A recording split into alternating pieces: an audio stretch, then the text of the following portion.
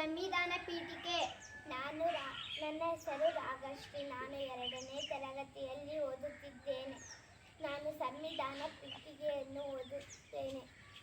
ಭಾರತದ ಸಂವಿಧಾನ ಪೀಠಿಕೆ. ಭಾರತದ ಪ್ರಜೆಗಳಾದ ನಾವು ಭಾರತವನ್ನು ಸಾರ್ವಭೌಮ ಸಮಾಜವಾಗಿ ಜಾತ್ಯತೀತ ಪ್ರಜಾಸತ್ತಾತ್ಮಕ ಗಣರಾಜ್ಯವನ್ನಾಗಿ ರೂಪಿಸುವುದಕ್ಕಾಗಿ ಭಾರತದ ಎಲ್ಲ ಪ್ರಜೆಗಳಿಗೆ ಸಾಮಾಜಿಕ, ಆರ್ಥಿಕ ಮತ್ತು ರಾಜಕೀಯ ನ್ಯಾಯವನ್ನು, ವಿಚಾರ, ಅಭಿವ್ಯಕ್ತಿ, ನಂಬಿಕೆ, ಧರ್ಮ ಮತ್ತು ಉಪಾಸನೆಯ ಸ್ವಾತಂತ್ರ್ಯವನ್ನು, ಸ್ಥಾನಮಾನ ಮತ್ತು ಅವಕಾಶಗಳ ಸಮತೆಯನ್ನು ದೊರೆಯುವಂತೆ ಮಾಡುವುದಕ್ಕಾಗಿ, ವ್ಯಕ್ತಿ ಗೌರವ, ದೇಶದ ಏಕತೆ ಮತ್ತು ಸಮಗ್ರತೆಗಾಗಿ ಎಲ್ಲರಲ್ಲಿ ಭ್ರಾತೃತ್ವ ಭಾವನೆಯನ್ನು ಮೂಡಿಸುವುದಕ್ಕಾಗಿ ದೃಢ ಸಂಕಲ್ಪ ಮಾಡಿ ನಮ್ಮ ಸಂವಿಧಾನ ಸಭೆಯಲ್ಲಿ 1949ನೇ ಇಸ್ವಿಯ ನವೆಂಬರ್ ತಿಂಗಳ 26ನೇ ದಿನದಂದು ಈ ಸಂವಿಧಾನವನ್ನು